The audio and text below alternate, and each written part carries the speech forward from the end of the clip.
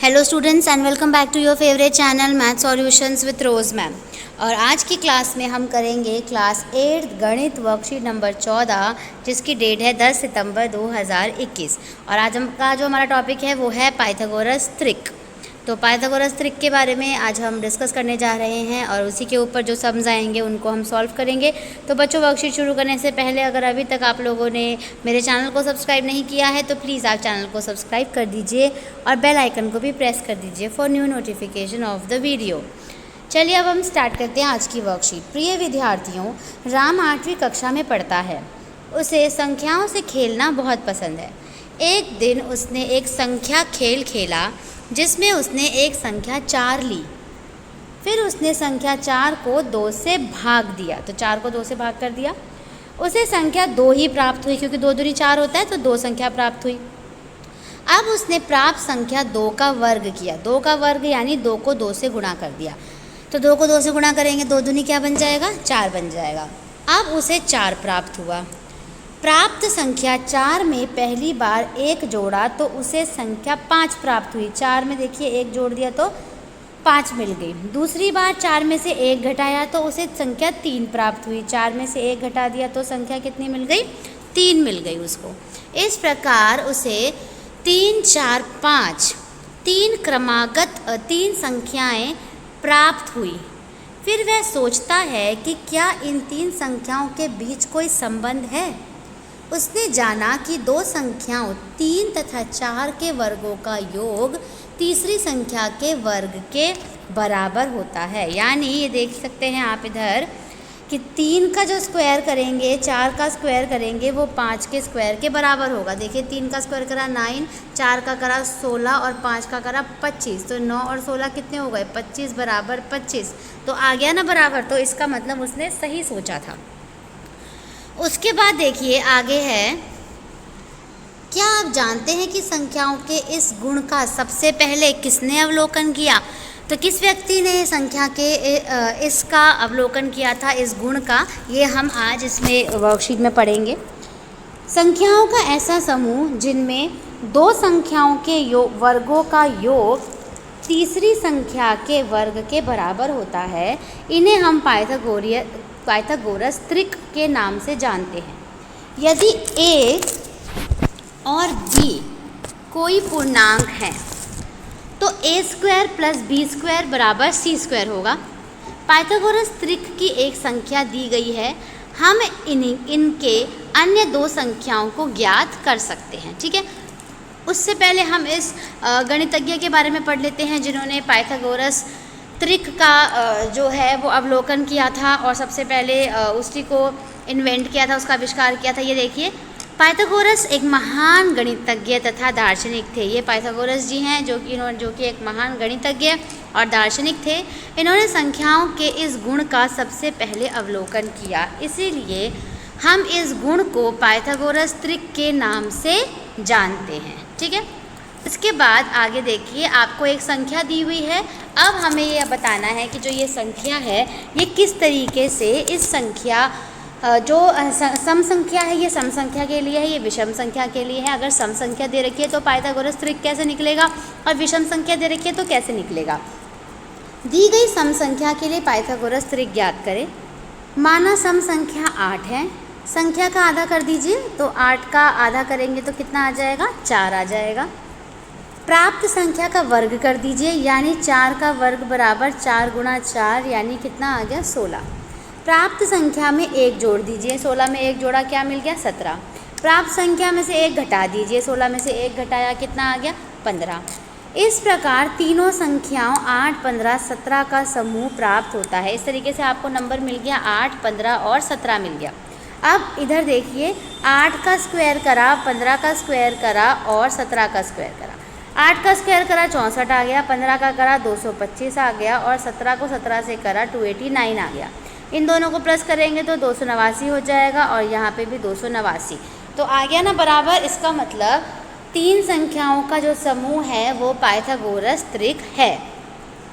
तो बच्चों ये तो था जो कि सम संख्या का था। अब अगर हम विषम संख्या के लिए पढ़ें तो विषम संख्या के लिए देखिए यहाँ पे दिया हुआ है, दी गई विषम संख्या के लिए पाइथागोरस त्रिक ज्ञात करें।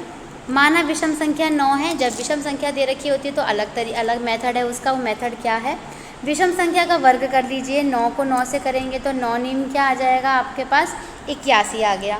प्राप्त संख्याओं को दो बराबर भागों में इस प्रकार बांटेंगे कि उन दोनों संख्याओं का अंतर 1 आना चाहिए। तो दो संख्याएं कैसे हो गई, एक 40 हो गई और एक 41 हो गई। इन दोनों का जो अंतर है वो 1 आ जाएगा और जब हम इन दोनों को जोड़ेंगे तो क्या आ जाएगा, 81।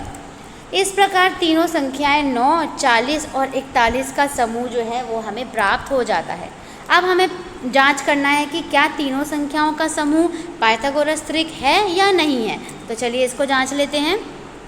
ये देखिए 9 का स्क्वायर, 40 का स्क्वायर, 41 का। तो 9 का स्क्वायर करेंगे तो 9 नीम क्या होता है, 81 आ गया।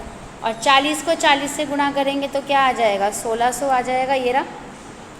और 41 को 41 से गुणा करेंगे तो क्या आ जाएगा, 16 81 ये रहा। तीनों संख्याओं का समूह पाइथागोरस त्रिक है।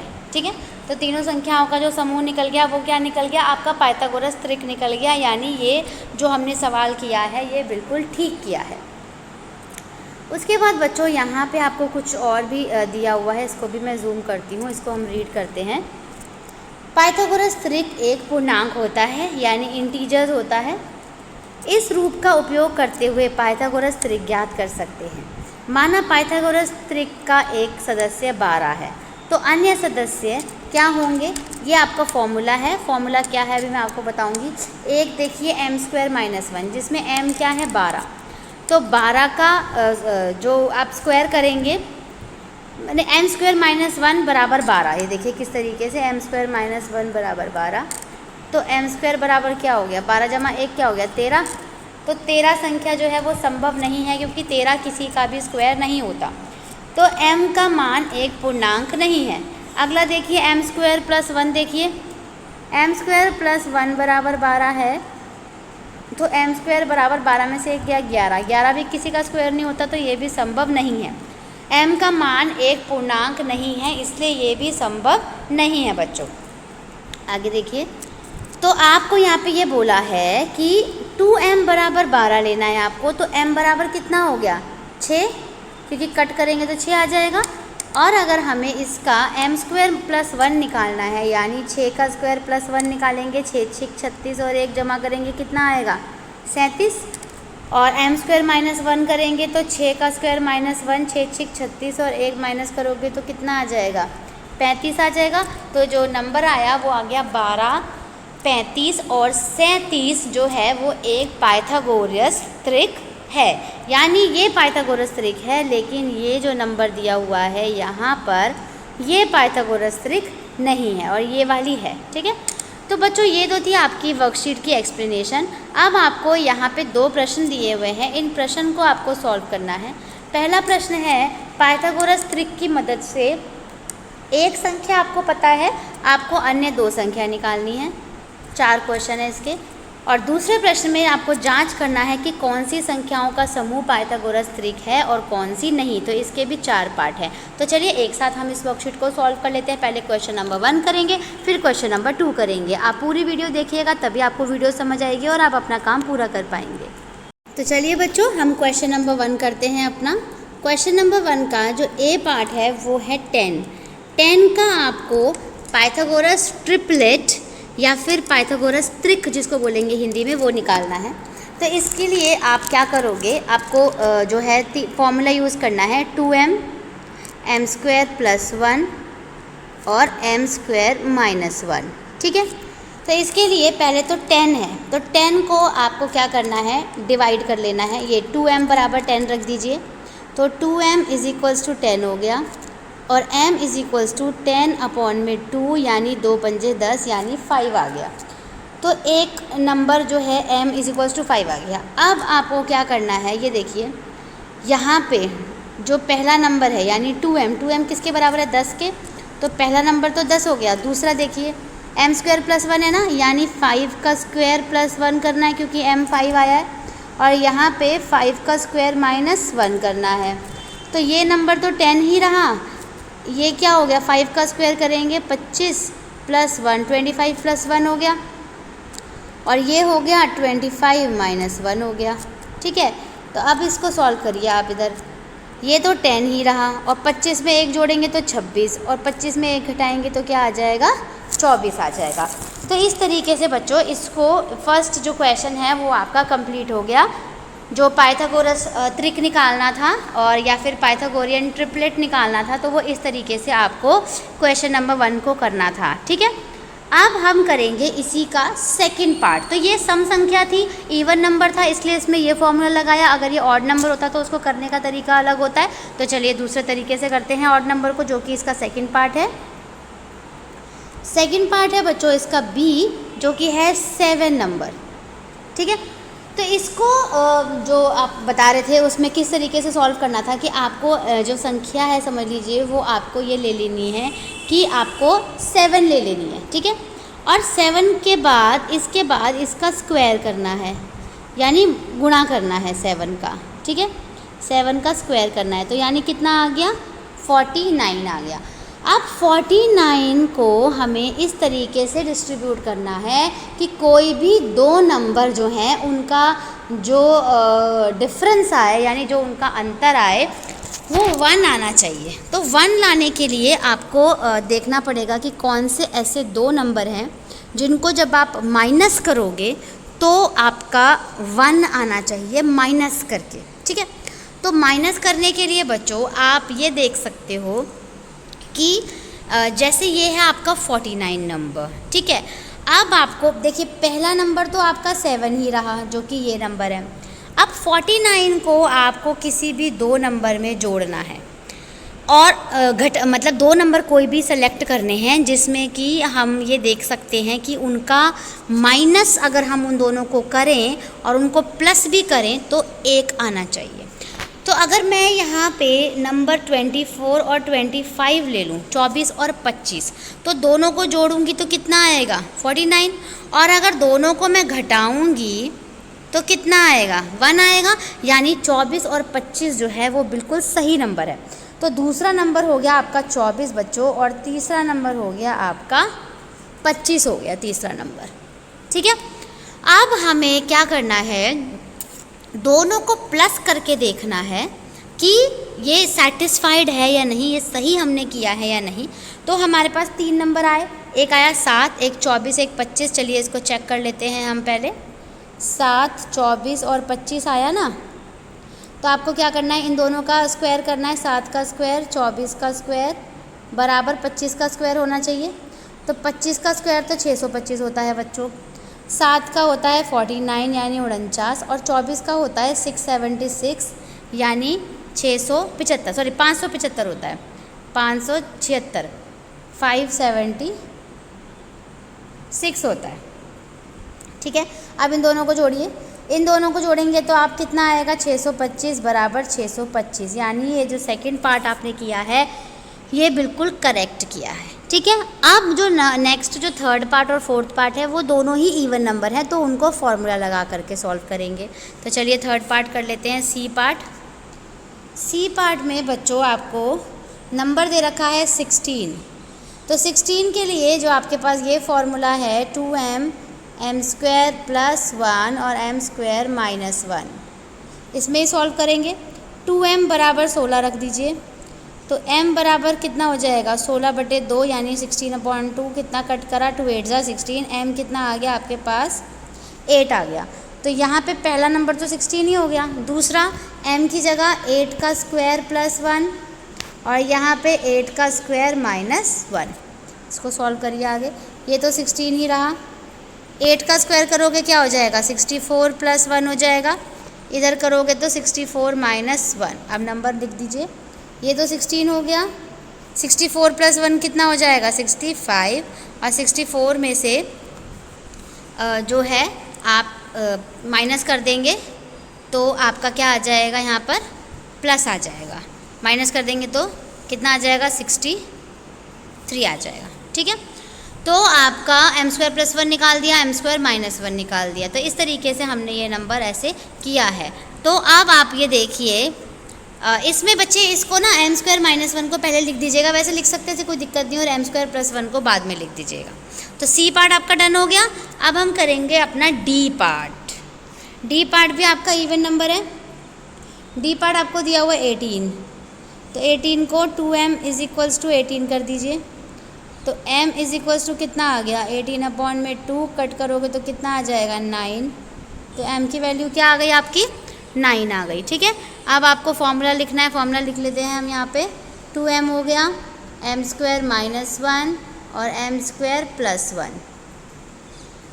तो 2m की जगह कितना आ गया 18, m की जगह कितना आएगा, कितना आया है 9, 9 का स्क्वायर माइनस 1, 9 का स्क्वायर प्लस 1। तो 18 की जगह 18 रहा, 9 का स्क्वायर कितना हो गया 81 माइनस 1 एंड 81 प्लस 1। अब इसको लिख लीजिए आप, 18 की जगह 18, 81 में से 1 गया 80 और 81 में 1 जोड़ दिया तो कितना हो गया 82। ठीक है, तो ये बच्चों आपका ये सम यहाँ पर कंप्लीट हो गया। तो इस तरीके से आपको ये डी पार्ट हमारे पूरे हो गए, हमने कर लिए। क्वेश्चन नंबर 1 जो है वो हमारा डन। अब हम करेंगे हमारा क्वेश्चन नंबर 2, जिसके भी 4 पार्ट दे रखे हैं। हमें बताना है कि वो पाइथागोरस ट्रिक है या नहीं, पाइथागोरियन ट्रिपलेट है या नहीं। तो क्वेश्चन नंबर 2 का ए पार्ट दे रखा है 6, 8 और 10, बताना है कि नहीं। ठीक है, जिसमें ये a हो गया आपका, ये b हो गया और ये क्या हो गया आपका c। तो a square plus b square is equals to c square होना चाहिए। ठीक है, तो a की जगह आप लिख दीजिए 6 का स्क्वायर, 8 का स्क्वायर बराबर 10 का स्क्वायर। 6 का स्क्वायर करोगे बच्चों 6 6 36, 8 का स्क्वायर करोगे 8 8 ज़ा 64 और 10 का स्क्वायर करोगे 10 10 ज़ा 100। आगे सॉल्व करिए, करते हैं इसको। 36 और 64 को प्लस कर दीजिए, कितना आ जाएगा 100 इज इक्वल्स टू 100। यानी इसका आंसर हो गया आपका यस, हाँ। ठीक है, हिंदी में हम हाँ लिख सकते हैं और इंग्लिश में यस लिख सकते हैं। हाँ जो है वो इसलिए आ गया कि ये पाइथागोरस ट्रिक है। ठीक है, तो ए पार्ट आपका डन हो गया। अब बी पार्ट करते हैं। बी पार्ट में आपको दिया हुआ है बच्चों 9, 12, 15। तो ए, बी और C. A square plus B square is equals to C square. 9 का स्क्वायर प्लस 12 का स्क्वायर 15 का स्क्वायर। 9 का स्क्वायर करोगे क्या आएगा 81, 12 का करोगे क्या आएगा 144 और 15 का करोगे क्या आएगा 225। अब इन दोनों को प्लस कर दीजिए, 81 और 144 को 225 आ गया। तो यानी ये भी पाइथागोरियन ट्रिपलेट है, यस। और हिंदी में उत्तर लिख दीजिए आप हाँ। ठीक है, तो ये बी पार्ट आपका डन हो गया। अब सी पार्ट कर लेते हैं। नेक्स्ट कर रहे हैं हम। नेक्स्ट है आपका 5, 12, 13। A B C. A square plus B square is equals to C square. 5 का स्क्वायर, 12 का स्क्वायर, 13 का स्क्वायर। 5 का स्क्वायर क्या होगा 25, 12 का क्या होगा 144 और 13 का क्या होगा 169। अब इन दोनों को प्लस कर दीजिए, कितना आंसर आएगा देखिए 169 आ गया ना, और ये भी 169। तो यानी ये पाइथागोरस ट्रिक है, इसको यस कर दीजिए और हाँ कर दीजिए। ठीक है, अब ये भी पूरा हो गया आपका। अब डी पार्ट आपका लास्ट है इस वर्कशीट का क्वेश्चन, जो कि है 7, 28 एंड 29। ठीक है, अब इसको चेक करते हैं ये आ रहा है कि नहीं। A B C. A square plus B square is equals to C square. 7 का स्क्वायर, 28 का स्क्वायर और 29 का स्क्वायर। तो 7 का स्क्वायर करोगे कितना आएगा 49 और 28 है, 28 का 20 इधर स्क्वायर करके देख लेते हैं हम। यहाँ पर 28 को 28 से मल्टीप्लाई कर सकते हैं जब बड़ा नंबर होता है तो। 8 2 ज़ा 16 और 6, 8 दूनी 16 और 6 22, 2 8 16 का 6, हाथ से ले 4 1 5, 4 784 हो गया। और 19 का कर लेते हैं ना, 29 का, सॉरी 29 का करिए, 26, ठीक है, 841 आ गया, 841, ठीक है। अब मैं इसको ज़रा यहाँ से इसको इरेज कर देती हूँ, क्योंकि मुझे यहाँ पे ये जो नेक्स्ट नंबर है बच्चों वो मुझे लिखना है इसके अंदर बहुत अच्छे से। तो बस हम इसको डेली एक बारी ये हो जाएगा ना पूरा, क्योंकि अगर मैं इसको इस तरीके से करूँगी तो ये बहुत अच्छे से नहीं आएगा उसी के ऊपर और पूरी स्क्रीन गायब हो जाएगी, इसलिए हम ऐसे कर रहे हैं। अब हम यहाँ लिखते हैं, तो इन दोनों को प्लस कर दीजिए, 49 और इसको प्लस करिए, 49 और 784 प्लस 49 को प्लस कर दीजिए, 833 आ रहा है और इधर 841 लिखा हुआ है, तो ये नॉट इक्वल टू है, ये बराबर नहीं है बच्चों। तो इंग्लिश में आप नो लिख देंगे और हिंदी में आप लिख देंगे नहीं, यह पाइथागोरियन ट्रिक नहीं है। तो बच्चों आपके दोनों क्वेश्चन हमने सॉल्व कर दिए एक एक करके। आई होप आपको वीडियो समझ आई होगी, मेरे क्वेश्चंस समझ आए होंगे। Thank you so much students for watching this full video. फिर मिलेंगे बच्चों नई वीडियो में नई वर्कशीट के साथ। अगर आपको वीडियो पसंद आए तो आपको क्या करना है, वीडियो लाइक करना है, दोस्तों के साथ शेयर करना है और चैनल को सब्सक्राइब कीजिएगा। Thank you once again, keep watching my channel and keep supporting me.